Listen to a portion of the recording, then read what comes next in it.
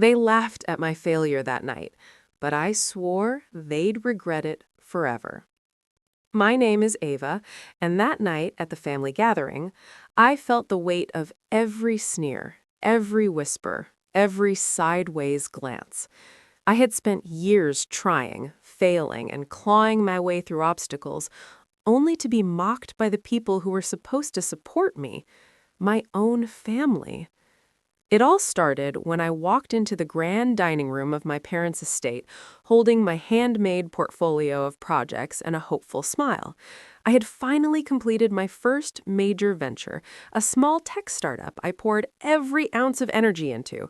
I had no investors yet, no team beyond a few friends, but I had proof, prototypes, mock-ups, and a plan that could change everything. But the moment I stepped in, I felt it. The silence, the calculated glances. My older brother, Greg, smirked from across the table, swirling wine in his glass like he was savoring some private joke. My sister, Lily, tapped her nails against her plate, clearly waiting for something to go wrong. My parents didn't even stand. They didn't congratulate me. They barely looked at me. "Well, Ava," my father finally said, his voice dripping with sarcasm, "so you're really doing that thing? That little project of yours?" I swallowed the lump in my throat. I knew what he meant. He meant, "You're a fool. This won't last. You'll embarrass yourself, like always." I held my head high. "Yes, Dad. I've been working hard, and I have results to show." Laughter erupted around the table. My sister giggled, hiding behind a hand, while my brother leaned back in his chair, muttering, "I told you she'd fail." I felt my cheeks burn, but I refused to let the shame take me down. I placed my portfolio on the table, opened it, and laid out everything. The designs, the calculations, the mock-ups. I explained my plan step by step, with clarity and confidence. I expected, at the very least, a nod of recognition. Something. Instead, my father waved his hand dismissively. "Interesting, but let's be real, Ava. This isn't going anywhere. You don't have the resources, you don't have the connections. Why waste your time?" I wanted to scream. I wanted to cry, but I didn't. I had learned long ago that crying in front of them was the same as giving them the satisfaction of seeing me weak. I smiled instead, a slow, deliberate smile that hid the storm inside me. Because in that moment, something shifted. Something that had been buried under years of ridicule, neglect, and ridicule, it came alive. The anger, the determination, the quiet promise to myself that I would rise above them and make them regret underestimating me. That night, after the dinner, I retreated to my small apartment. My family's laughter still echoed in my ears. I sat on the worn-out couch, flipping through my portfolio again, not as a student seeking approval, but as a woman who had finally decided she would no longer be invisible.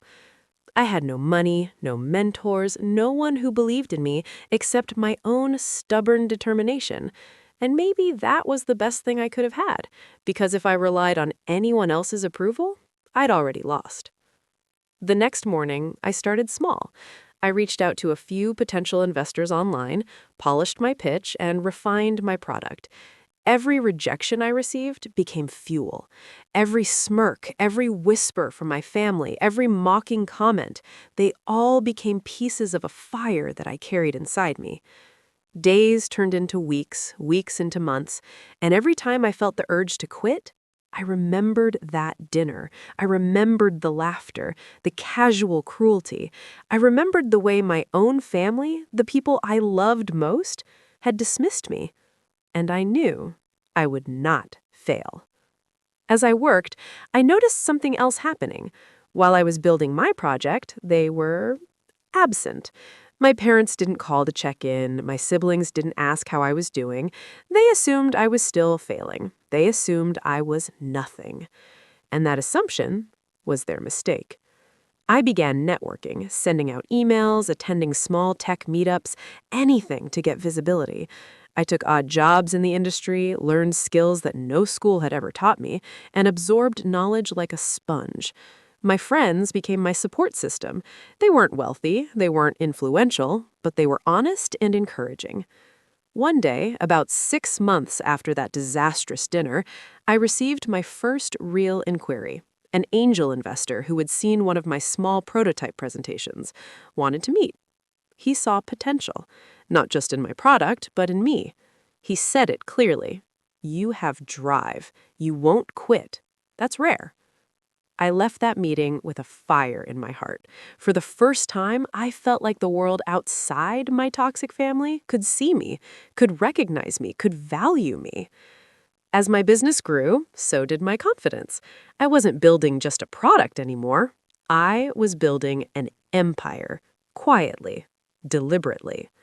I made strategic choices, partnered with people who respected me, and slowly, carefully started carving out a name for myself in the industry. Meanwhile, the family? They continued laughing, oblivious to the fact that the girl they mocked was quietly taking steps to become unstoppable. And I made a rule for myself: never confront them until I had the power to make them listen. That was the difference between failure and revenge, between weakness and dominance. I started tracking every interaction they had with me, every slight, every insult. I noted it down, not out of obsession, but as preparation, because someday I would have a conversation where the roles were reversed, where I would be the one controlling the room, and they would feel the sting of their own cruelty. By the end of the year, my small venture had turned into a profitable company. Not millions yet, but enough to draw attention. And when I saw the first article about my work online, mentioning my dedication and achievements, I felt a rush I had never felt before. I wasn't just Ava anymore. I was someone who could no longer be ignored, someone who would no longer allow her family to dictate her worth. That's when I decided it was time to plan, not recklessly, not in anger, but carefully, strategically. I would make sure that the people who laughed at me at that dinner would never forget who I had become. I smiled to myself, closing my laptop. They laughed, they mocked, they wrote me off, and soon they would regret it. While they laughed at my efforts, I was quietly building the world that would make them stare in disbelief. The first morning after that fateful dinner, I woke with a clarity I had never felt before. My body ached from the long hours I had worked on my prototypes, my mind buzzing with ideas, and my heart burning with a determination that no one, not even my own family, could touch.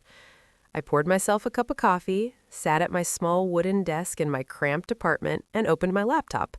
My fingers moved with purpose over the keyboard as I drafted emails, prepared presentations, and reached out to people I had only ever dreamed of meeting. Every rejection I received, and there were many, became a lesson. Every polite no thank you fueled my resolve. I learned to read between the lines, to anticipate objections, and to refine my pitch until it was sharp and persuasive. By the third month, the first small victories began to appear.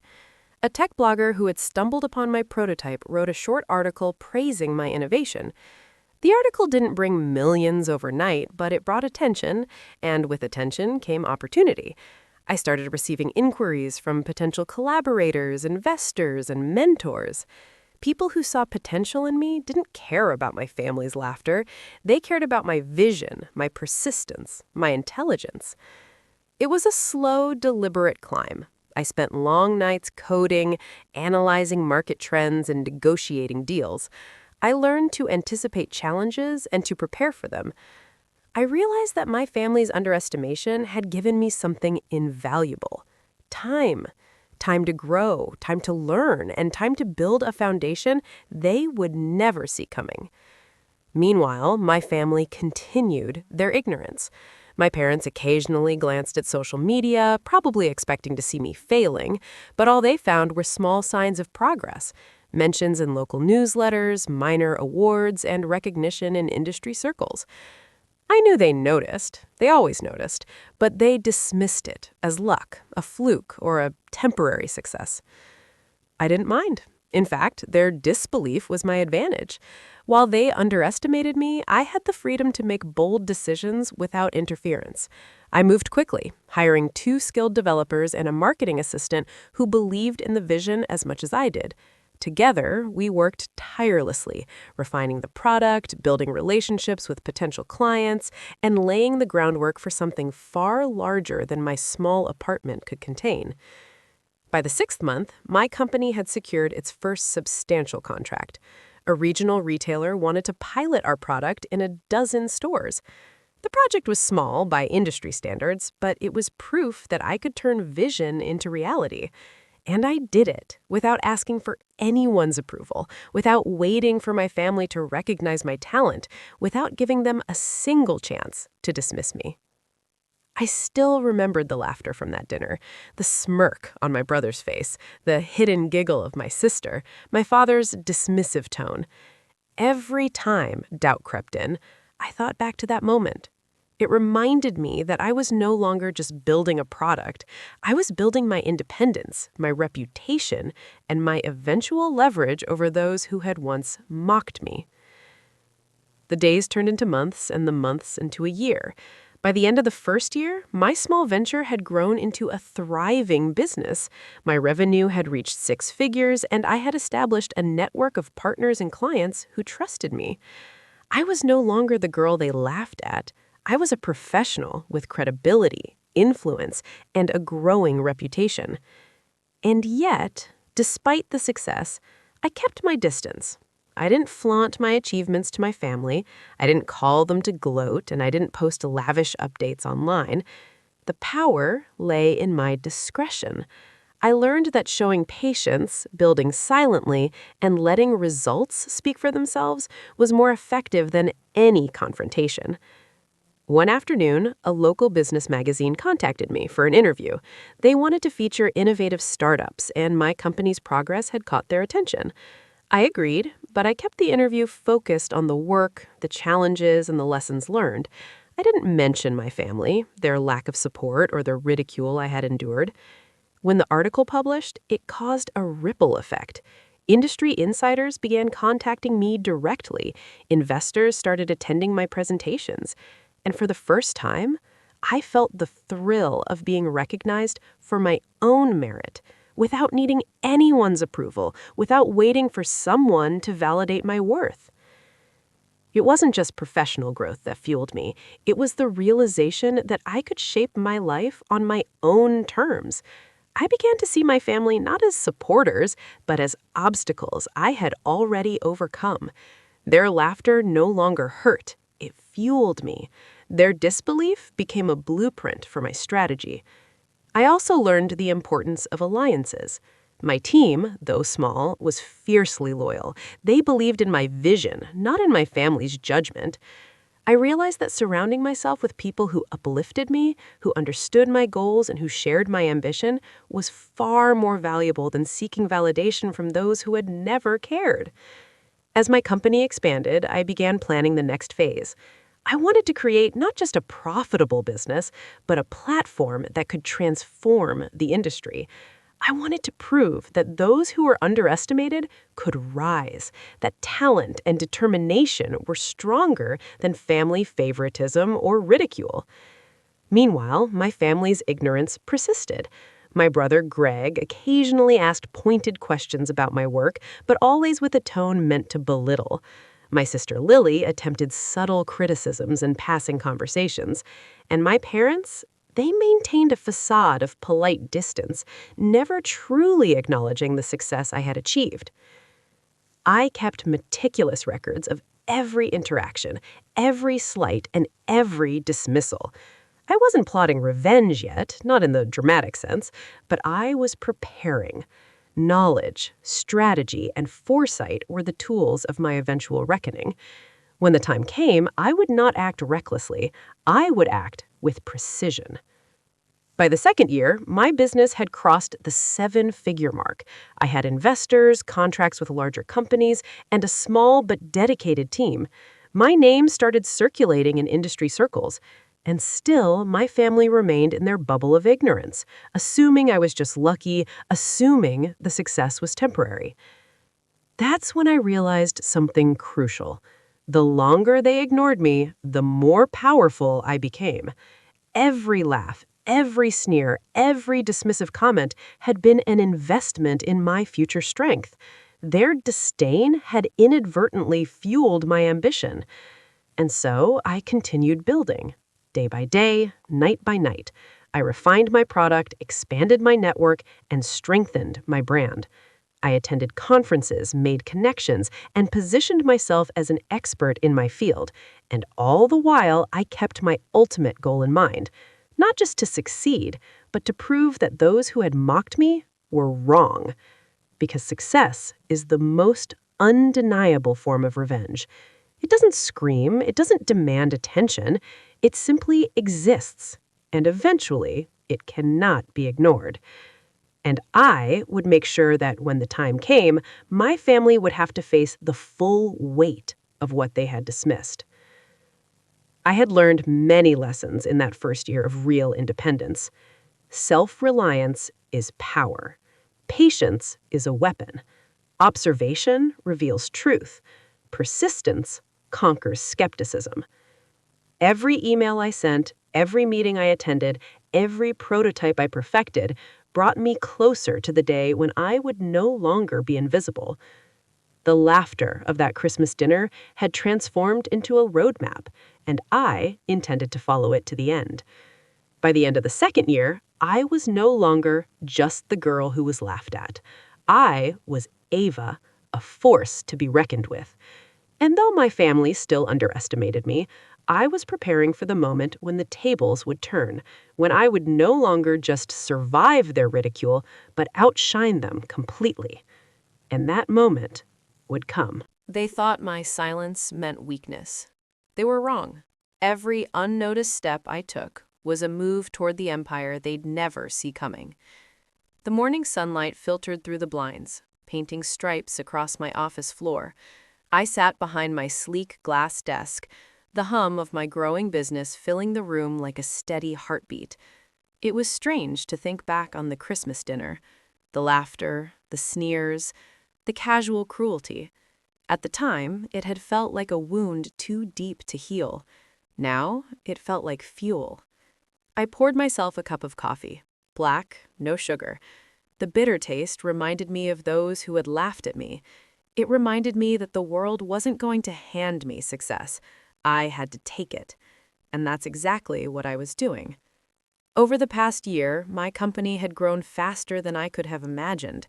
Small contracts had turned into substantial deals, investors had started to take notice, and my team had expanded to include talented individuals who shared my vision. We worked tirelessly, often late into the night, refining our products and planning strategic expansions. But this chapter wasn't just about growth. It was about strategy, the quiet kind that moves mountains without anyone noticing until it's too late. I had kept a careful distance from my family. I didn't flaunt my achievements. I didn't send celebratory messages or social media posts designed to make them jealous. I let the results speak for themselves. And yet, I knew they were watching. I could see it in the subtle ways. My mother's occasional social media likes, my sister's brief, pointed mentions of my success in casual conversations, and my father's attempts to sound casual when he asked about my work. They were testing me. I would not falter. One morning, my assistant, Jenna, knocked and entered with a stack of papers. "Ava, this just came in. It's an offer from a major investment firm. They want to discuss scaling nationwide." I leaned back in my chair, letting the words sink in. Nationwide. This was the next level, the kind of opportunity that could solidify my status not just as a successful entrepreneur, but as a force impossible to ignore. "Schedule the meeting," I said calmly, "but I want a full briefing on their portfolio first. I don't go in blind." Jenna nodded and left, leaving me alone with my thoughts. I considered the potential of this meeting. If I played this right, it would mark a turning point. My family's ignorance would become irrelevant. Their laughter would have no power over me. I was building something permanent, something untouchable. That evening, I received a message from my sister, Lily. It was brief and calculated. "I hear you're doing well. Maybe we should talk soon." I stared at the message for a long moment, then typed back, "I'll reach out when it's convenient for me." No apology, no recognition, just the old same pattern. But this time, I wasn't the one left vulnerable. I had learned that patience and discretion were more powerful than confrontation. Over the next few weeks, I immersed myself in preparing for the investor meeting. I reviewed projections, prepared detailed reports, and mapped out potential expansion strategies. Every detail mattered. Every misstep could be costly. But I thrived in pressure. The day of the meeting arrived. I walked into the sleek boardroom with confidence, my portfolio in hand and my mind sharp. The investors were polite, curious, and professional. I spoke clearly, presenting not just numbers, but vision, strategy, and potential. I didn't boast, I didn't overpromise, I delivered facts, projections, and a clear plan for growth. By the end of the meeting, the investors were impressed. They offered significant funding and expressed interest in forming a long-term partnership. This wasn't luck. This was preparation, persistence, and foresight. That night, I allowed myself a quiet celebration. I poured a glass of wine and looked out over the city skyline from my apartment. I thought about the dinner that had started it all, the laughter, the dismissals, the casual cruelty. Every moment of neglect, every dismissive comment had led me here, and I was just getting started. The next challenge was not just growth, it was positioning myself in a way that my family could not ignore. They had always assumed I would stay small, invisible, easy to dismiss, but now I was becoming impossible to overlook. Over the following months, my company expanded rapidly. We secured multiple national contracts, hired top talent, and built a reputation for excellence. I remained discreet, letting our work speak louder than words, but the ripple effect reached my family inevitably. One evening, I received a call from my mother. "Ava, we need to talk." I smiled quietly, placing the phone on speaker. "I'm listening," I said. She hesitated, as if searching for the right words. Then, "We've been hearing about your work, about your success. It's impressive." I let the pause stretch. "Thank you," I replied evenly. She sighed. There was no apology, no acknowledgement of the years of neglect, just an attempt to reinsert herself into my life now that I was successful. "We'd like to be part of your life again," she continued. I considered her words carefully. My family had been absent for years, and now they expected to step back in as if nothing had happened. I didn't respond immediately. Instead, I made a mental note. Their interest was no longer about me. It was about access. Access to influence, wealth, and opportunity. I had learned the hard way that love from my family was conditional and often disguised as self-interest. And this time, I would not allow myself to be manipulated. A few days later, I received an invitation from Lily. She wanted to meet, she said, to reconnect. I agreed under one condition. We would meet on neutral ground in a public space. When we met at a quiet cafe downtown, Lily tried the same old tactics. Light humor, casual compliments, subtle guilt-tripping. I listened politely, smiled where appropriate, and maintained control of the conversation. "I am glad you're doing well," she said finally. "Thank you," I replied. "I'm focused on my work and my future."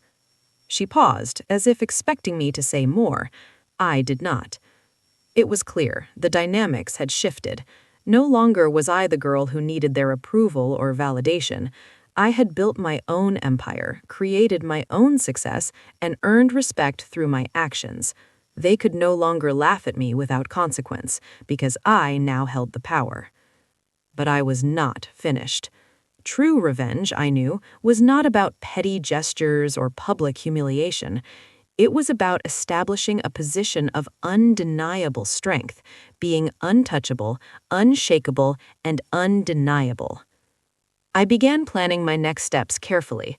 I wanted to expand my influence further, establish myself as a leader in my industry, and create opportunities that would leave no doubt about my capabilities. At the same time, I would ensure that my family's attempts to reconnect would be carefully observed and recorded. Every word, every gesture, every intention would be documented. Because when the time came for reckoning, I would not need to guess their motives. I would have proof, irrefutable evidence of their indifference, their manipulation, and their attempts to capitalize on my success. I also started mentoring young women in my field. Many had faced similar dismissals, ridicule, or lack of support. Sharing my story, my strategies, and my lessons became a way to channel my energy into something constructive.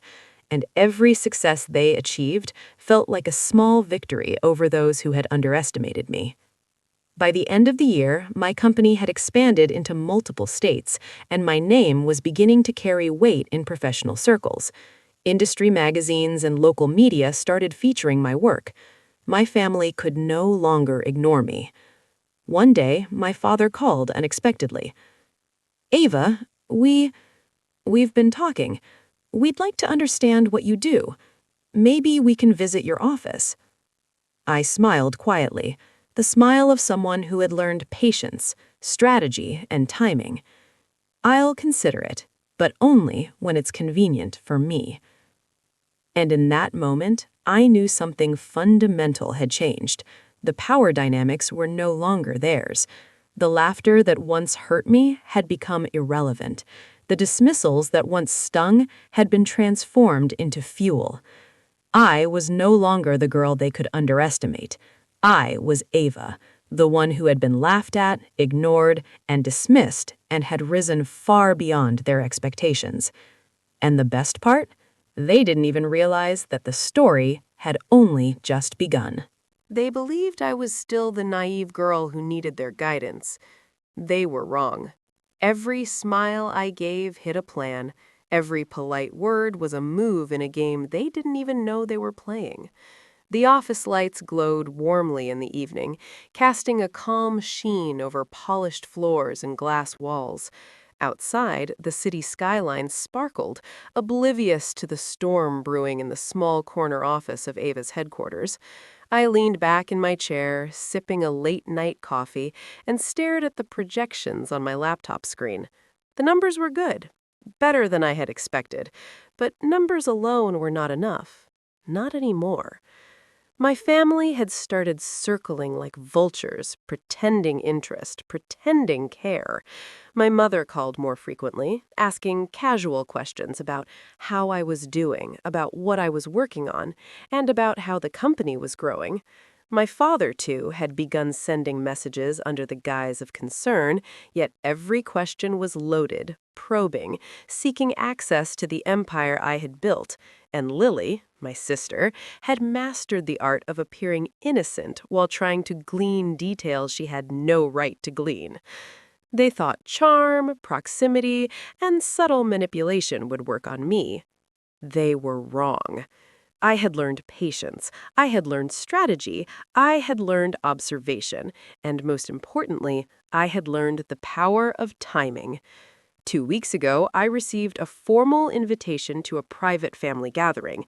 It was framed as a celebration of our uncle's legacy, but I knew better. The real intention was to insert themselves back into my life, to gain access, to see if the girl they had ignored could now be bent to their will. I didn't reply immediately. I let the message sit. I thought, I observed, and I planned. That night, I called my lawyer and my financial advisor. Every move I made would be calculated, legal, and impossible to contest.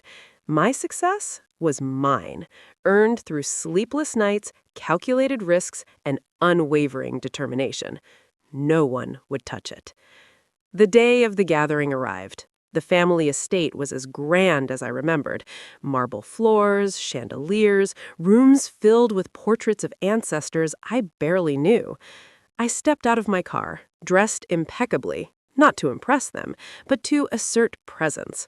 I carried myself with confidence, a subtle reminder that I was no longer the girl who had been dismissed. The moment I entered, I felt the subtle shifts. Heads turned, whispers, surprise. Some of my cousins whispered to each other, clearly recognizing the transformation. I smiled politely, acknowledging their comments with a nod, but not giving away the full extent of what I had achieved. My mother approached first, her voice trembling with forced warmth. "Ava, it's so good to see you.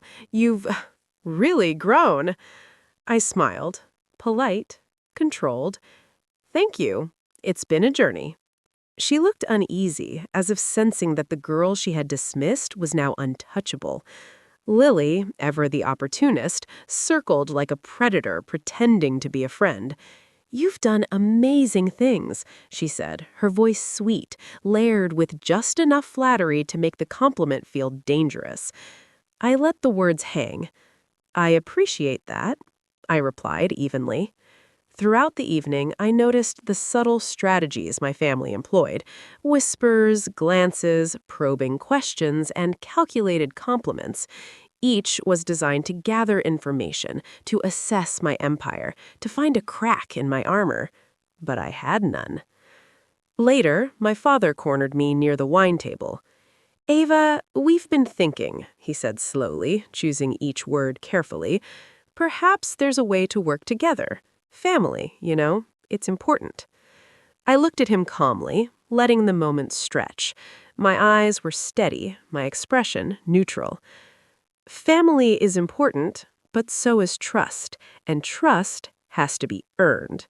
He flinched slightly, realizing the conversation was not going to go his way. As the evening progressed, I observed. I listened. I cataloged every word, every nuance. Lily mentioned potential partnerships I could pursue, casually suggesting that family could help. My mother subtly hinted at introductions, networking opportunities, influence. They all underestimated the fact that I had built my empire independently, and now I was selective about who could touch it. I excused myself and walked to the terrace. The cool night air brushed against my face, a reminder that the world outside this estate was vast and full of opportunities far greater than any manipulation my family could muster. That night, I drafted my next steps. It wasn't enough to just protect my wealth and success. I needed to control the narrative. I needed to show them that influence without merit was meaningless. Their attempts to reconnect were futile. They were seeking access, not redemption. The following weeks, I initiated a series of public projects. I started funding scholarships for young women in technology, mentoring programs, and small business incubators. My actions spoke louder than any word of apology or casual interest my family could offer. It didn't take long for word to reach them. The same relatives who whispered in corners during the estate gathering now had no choice but to notice my growing influence. Articles began appearing, mentioning my company's expansion and the social initiatives I had launched. My mother called, her voice tight with curiosity and barely masked envy. "Ava, your work, it's impressive," she said, attempting casual admiration. "Thank you," I replied, calm and measured. Every phone call, every message, every inquiry from my family was carefully documented. I had learned the value of evidence. They had underestimated me once, and they wouldn't again. One evening, Lily sent a particularly audacious message. "You've done so well, it's almost intimidating. Maybe we should talk about how we can benefit from this success." I read it, paused, and then drafted a response with precision. Success is built, not borrowed. If you want to be part of something, start by earning it. No anger, no drama, just clarity. And that, I realized, was the true power of the game I was playing. It wasn't about revenge in the traditional sense. It wasn't about public humiliation or confrontational drama. It was about demonstrating strength, independence, and a life built on merit. The more they tried to insert themselves, the more visible their dependence on me became, and the more I solidified my position. Over the next few months, my empire continued to expand. Investors sought me directly, bypassing any need for family connections. Media outlets requested interviews. Invitations to high-profile events arrived daily. I was no longer just surviving. I was thriving on my own terms. Meanwhile, my family's attempts to reconnect became more desperate. They hosted events, tried to involve mutual friends, and even suggested collaborations. Each move was transparent, and each was strategically countered by my careful silence and selective participation. By the end of the year, it was clear. I had shifted the balance.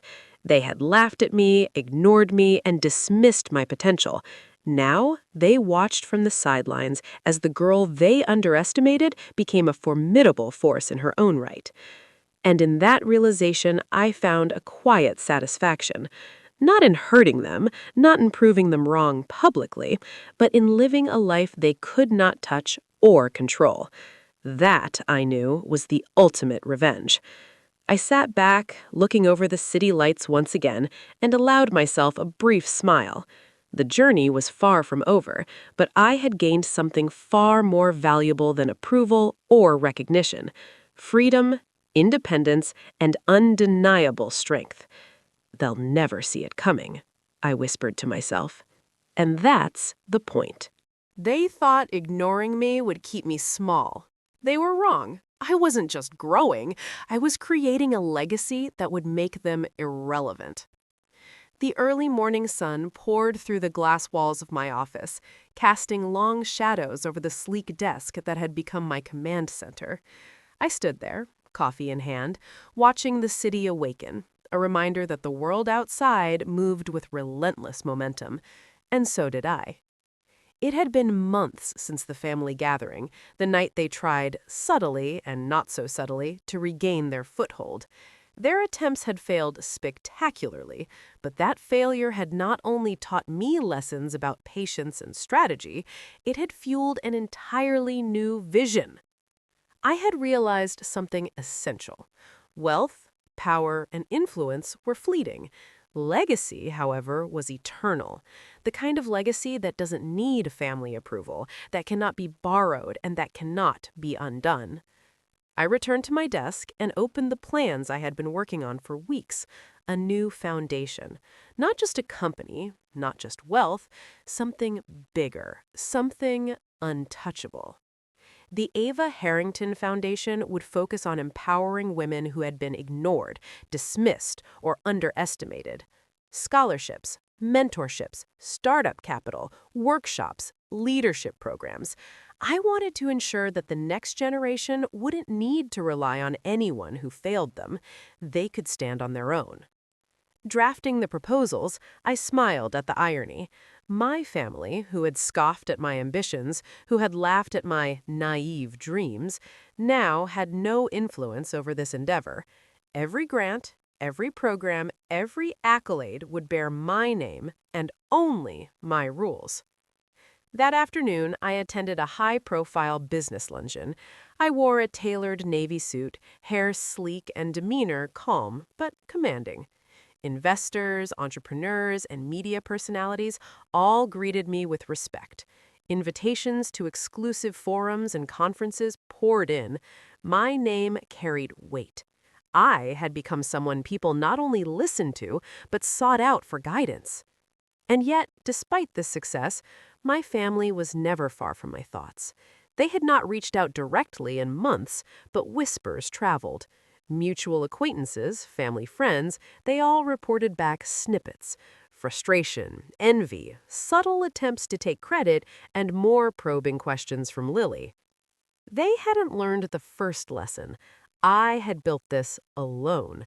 Every penny, every contract, every connection, it was earned, meticulously and deliberately. That evening, I returned home, exhausted but exhilarated. My assistant had left a stack of letters on my desk. One envelope caught my eye. The handwriting was familiar, yet tentative. It was from my mother. Dear Ava, we've realized we underestimated your strength and your brilliance. I wish we had supported you. I hope someday you can forgive us. I read it slowly, savoring each carefully chosen word. It wasn't an apology, it wasn't a plea for access, but it was recognition, a subtle acknowledgement that they had been wrong. I smiled faintly, folding the letter neatly. Recognition was meaningless without action, and I had learned to value actions over words. The following days were a whirlwind of meetings, press releases, and charity events. The foundation officially launched with a gala, attended by hundreds of influential people. The media coverage was overwhelming. Headlines praised my vision, leadership, and compassion. And in the back of my mind, I knew my family was watching, powerless to influence or undermine what I had built. One evening, as I prepared for a major investor presentation, my phone buzzed. It was Lily. "Ava, we need to talk," her message read. I stared at it, my fingers hovering over the screen. Did I respond? Could I trust her? I knew the answer. No, not fully, not yet, not until they had proven themselves beyond doubt. Instead, I typed a measured response. "We'll talk when there's mutual respect. Until then, focus on your own path." And that was enough.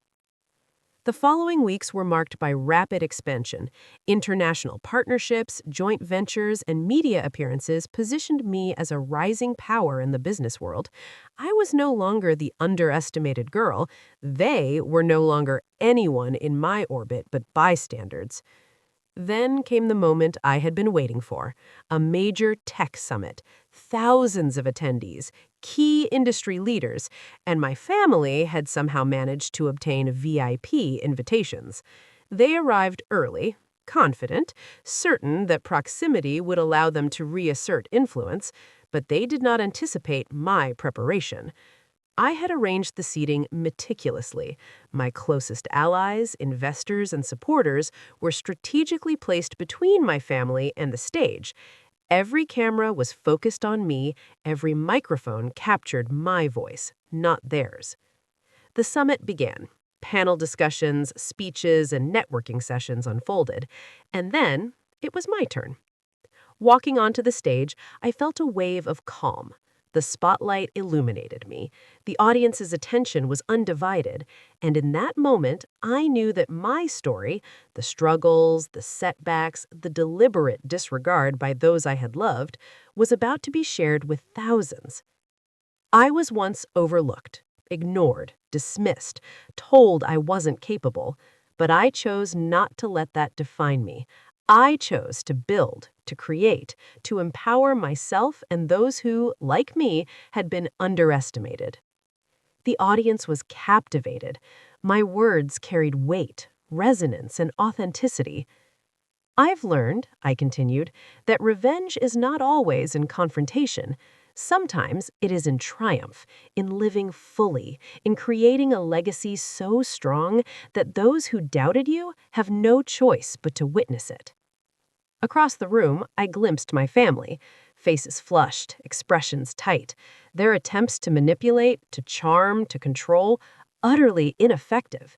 They had no access, no influence, no power, and in that instant, I felt the purest satisfaction. The applause was deafening. I concluded my speech with grace, stepping down from the stage with a quiet smile. Every camera captured me, every article would feature me, and every mention of the summit would include my name. Backstage, I was approached by a young entrepreneur, visibly inspired. "Your story, it gives me hope. Thank you for sharing it." I nodded, humbled yet proud. "Keep building, keep rising. Don't let anyone else define your worth." That evening, I returned home, the city lights stretching endlessly beyond my windows. I sat in my chair, reflecting on the journey. From the girl ignored at graduation to the woman who had reclaimed her power, every moment had led to this crescendo. Letters and messages from family began trickling in again, but this time they were different. They were cautious, hesitant, aware that their old tactics no longer worked. I read them, but I didn't respond immediately. The power was in my patience, in my silence, in my continued growth. And in that silence, I knew the ultimate revenge had been achieved, not through humiliation, confrontation, or anger, but through undeniable, unshakable success. I had become the nightmare they never saw coming. And the best part? It wasn't over. It would never be over because I had learned the greatest lesson. Strength is not about winning arguments. It's about creating a life so powerful, so full of purpose, that no one's doubt or malice can ever touch it. Ava Harrington had risen, and there was no going back. Every move they made to control me only tightened the chains they bound around themselves. The days after the summit were electric. Media outlets, industry blogs, and social media were ablaze with my speech, my story, and the unmistakable aura of authority I had cultivated. For the first time, the world was paying attention, not to my family, but to me. And that attention would not be fleeting. From my sleek downtown office, I monitored every reaction. Investors called, partnerships solidified, and opportunities arrived that I had only dreamed of a year ago.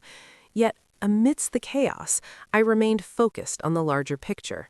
Success, I had learned, was a weapon far sharper than confrontation. It cut deeper, lasted longer, and left a mark that anger never could. It was during one late-night review of quarterly reports that I saw the first clear signs of their unraveling. My family had attempted to leverage old connections to secure a position in one of my company's subsidiary ventures. It was audacious, reckless, and, most importantly, predictable. Lily, my younger sister, had arranged meetings, subtle inquiries, even hints dropped in conversation to mutual contacts, suggesting she could be involved in some capacity. The audacity stunned me for a brief moment, but only briefly. I opened the file documenting her communications. Every message, every hint, every half-truth she had spread was recorded and time-stamped. Years of careful documentation had prepared me for this moment. I smiled faintly. The next morning, I called my attorney. "We're going to ensure that every attempt they've made to insert themselves is nullified," I said calmly. He nodded. "We have all the evidence we need, every message, every contact attempt. Legally, they have no claim." This was the shift, the tide turning against them. Whereas once they had wielded influence, charm, and intimidation, now every step they took to reclaim power only highlighted their desperation and lack of control. The first domino fell when an old family acquaintance reached out to me, nervous, hesitant, almost apologetic. "Ava, I think Lily has been misrepresenting things to people. You might want to know." I listened. Carefully, every word, every inflection. Then I thanked them and ended the call. I didn't respond immediately. Patience, I had learned, was far more powerful than immediate reaction. Within a week, the narrative shifted. Through subtle leaks, carefully positioned stories, and undeniable public evidence, my family's attempts to regain influence began collapsing. Investors who had been approached by them withdrew, politely but firmly. Mutual contacts stopped responding. Even casual friends who had once been sympathetic now turned cautious, recognizing that the balance of power had irrevocably changed. Yet I did not gloat. I did not make their failures public. My strength lay in restraint. Let the world observe the consequences of their actions organically. Let reality do the work. Amidst this, the foundation flourished. Grants were awarded, scholarships were funded. Young women who had faced similar dismissals, neglect, or underestimation now had opportunities they never imagined. I received messages of gratitude, inspiration, and admiration from around the country. One afternoon, a young entrepreneur named Mia visited my office. Her story mirrored mine in eerie ways. She had been overlooked by her family, dismissed by peers, and underestimated by mentors. Now, thanks to the foundation, she was on the brink of launching a startup that could transform her community.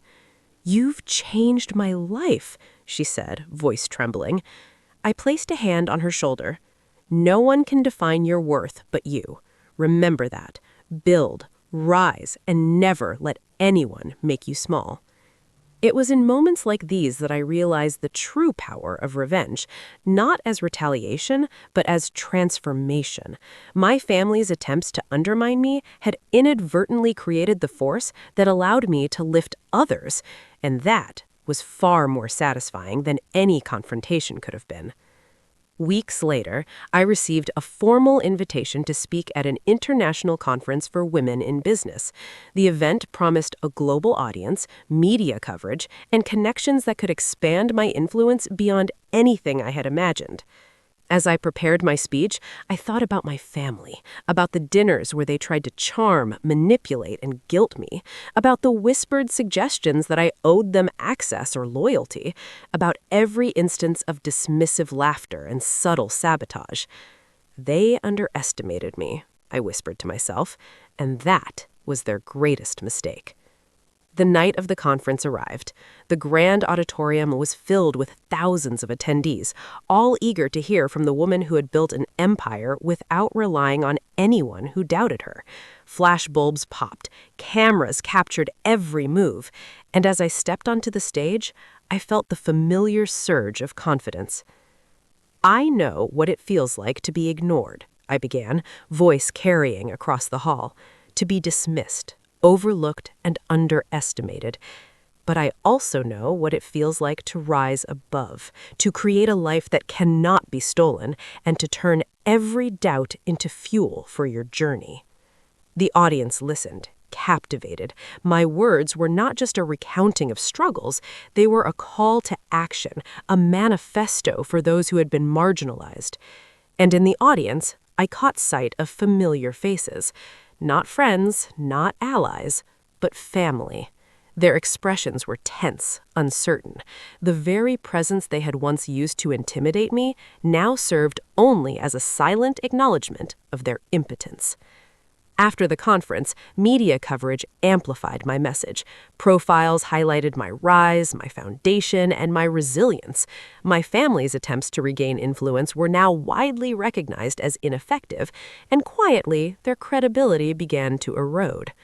I returned home late that evening, exhausted but fulfilled. My reflection in the mirror told a story my family could never rewrite. A woman who had been ignored, dismissed, and underestimated, yet had risen to a position of undeniable power and influence. And yet, the journey was not complete. My family still lingered at the edges, occasionally attempting subtle manipulation, small acts of intimidation. But now, armed with experience, strategy, and unwavering resolve, I was prepared for every move, every whisper, every half-truth, every attempt to reclaim access. I spent the night reviewing legal protections, ensuring that no future attempt could threaten the empire I had built. Contracts were reinforced, structures were formalized, every potential vulnerability was secured. By dawn, I felt a rare calm, not the calm of ignorance or inaction, but the calm of mastery, of control, and of readiness. Ava Harrington had grown from a girl who had been overlooked into a woman whose influence was global, whose legacy was secure, and whose family could only watch from the sidelines. And in that quiet moment, I understood the ultimate truth. Revenge is not always about confrontation. Sometimes it is about creating a life so powerful, so undeniable, that those who doubted you are rendered irrelevant by their own actions or inactions. I poured myself a cup of coffee and looked out over the city skyline. The morning sun illuminated every high-rise, every bustling street, every life in motion, and I knew that from this vantage point, there was nothing and no one that could threaten what I had built. Ava Harrington had won, not through malice, not through anger, but through clarity, strategy, and unwavering determination. And this was only the beginning. They thought time and distance could weaken me, but it only sharpened my resolve. Ava Harrington sat at her office desk, the skyline of the city stretching endlessly beyond the glass walls. The empire she had built was no longer just a personal victory, it was a statement. Every contract, every partnership, every foundation initiative was a testament to resilience, strategy, and unyielding determination. But the quiet that surrounded her success was deceiving. Her family, the ones who had once laughed at her, were now plotting subtle ways to reclaim their lost influence. Weeks of careful observation revealed cracks in their schemes.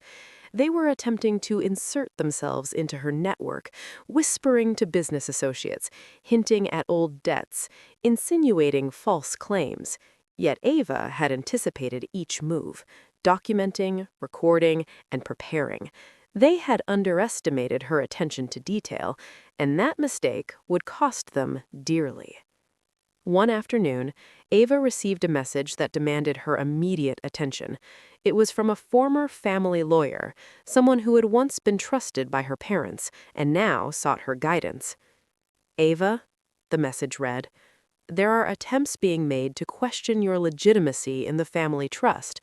Your father is using old documents, claiming certain entitlements." Ava leaned back in her chair, letting out a quiet breath. This was expected. Every empire, every achievement, eventually attracts scrutiny from those who feel entitled to what you've earned, but Ava had spent years preparing for this. She called her legal team immediately. "Gather every document, every correspondence, every record of their attempts. We're going to turn their claims into proof of their duplicity," she instructed.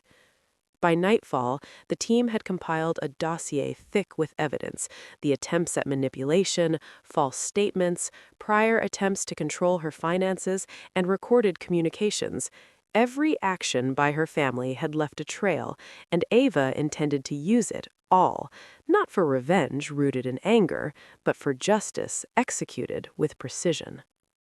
The next morning, Ava arranged a private meeting with the top executives of her company. She laid out the situation clearly. "There are attempts to destabilize our position through personal claims.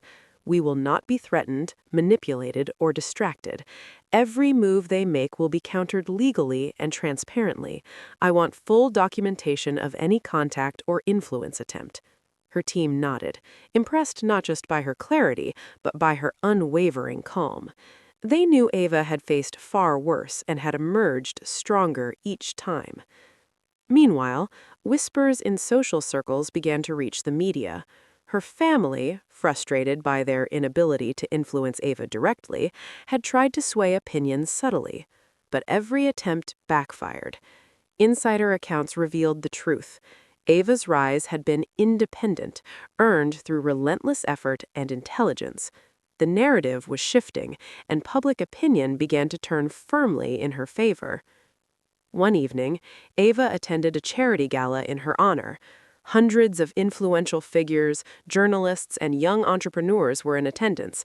The room buzzed with admiration for the woman who had not only built an empire, but had also created opportunities for others. Ava took the stage. Cameras flashed, microphones recorded every word. "Tonight," she began, "I want to celebrate not just success, but resilience. Every obstacle, every dismissal, every act of doubt from those around us can either break us or make us stronger. I chose strength. I chose action. And through it, I've learned the true power of perseverance." The applause was thunderous, but Ava's eyes were on the edges of the crowd, scanning for subtle cues. She noticed her sister, Lily, standing hesitantly near the back, clearly uncomfortable. For the first time in years, Ava saw hesitation replace the usual arrogance. Back at her office that night, Ava reflected on the journey. Her family's attempts to manipulate her had not only failed, they had provided her with additional proof of their untrustworthiness. Every move they made now reinforced her position.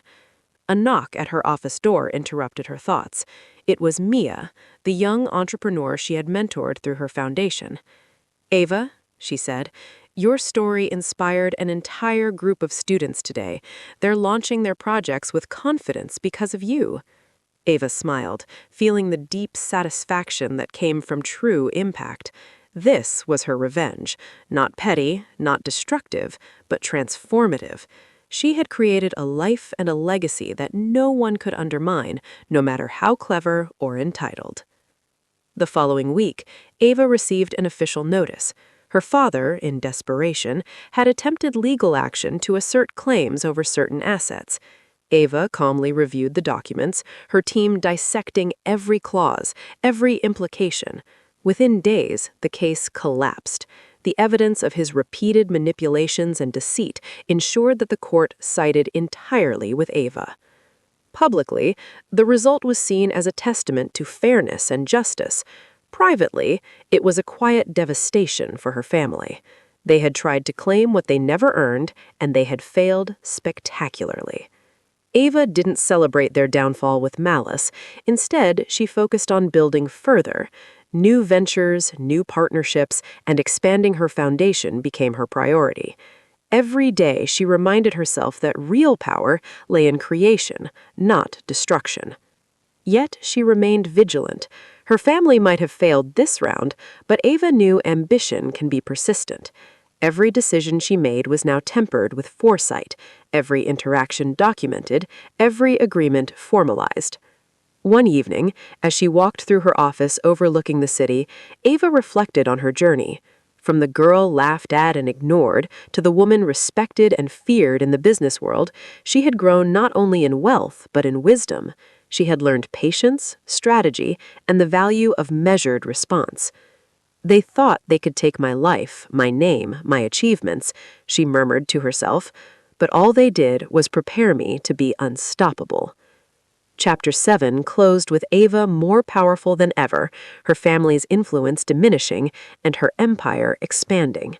The stage was set for the final confrontation, not in court, not in public, but in the irreversible shift of power, where Ava now controlled her destiny completely.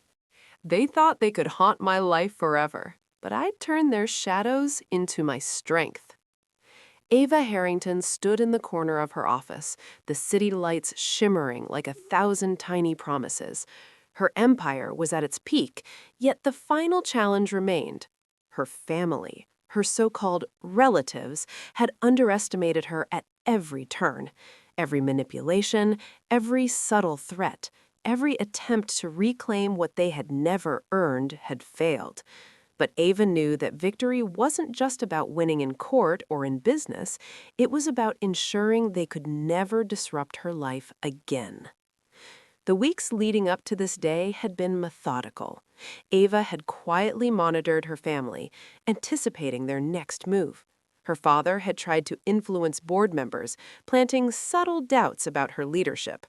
Her sister Lily attempted to leverage personal connections to regain access to her network. Even her mother had inserted herself into minor contracts, hoping to create friction. But Ava had already seen it coming. Every action they took was documented, cataloged, and countered. On a crisp Monday morning, Ava called a meeting with her legal team. The room was filled with professionals who had been with her through every twist and turn of this battle. "Today," she said, "we end this, legally, publicly, and definitively. Nothing emotional, nothing petty. Pure clarity. They want a war? We'll give them a court of law." Her team nodded, impressed by her calm decisiveness. It was this exact combination of patience, intelligence, and strategy that had carried Ava from a dismissed, overlooked young woman to a powerful, respected force in business. The first move was the public disclosure. Ava had amassed undeniable proof, financial manipulations, falsified statements, and multiple attempts by her family to leverage her success for personal gain. Carefully prepared press releases and statements were ready, but Ava wanted precision. She didn't want drama, she wanted clarity. That afternoon, the media received the package. Within hours, the story was everywhere. Headlines read, "Heiress overcomes family betrayal to protect her legacy." "Young entrepreneur exposes family's attempts at manipulation." Public reaction was swift. Sympathy, admiration, and support poured in. Her family's reputation, built on the illusion of moral superiority, began to crumble. People finally saw what Ava had endured and the lengths her relatives had gone to try and control her life. Meanwhile, Ava prepared for the final legal confrontation. The court hearing was set to determine ownership and control over critical family assets. Though her father and sister attempted to argue entitlement, the evidence Ava had collected was overwhelming. Every email, every recorded conversation, every attempt at deceit was laid bare in the courtroom. The presiding judge, after reviewing all documentation and hearing testimony, delivered a verdict in Ava's favor. It was not just a win on paper, it was a validation of every choice, every struggle, every late night and sacrifice she had endured. Her family left the courtroom stunned.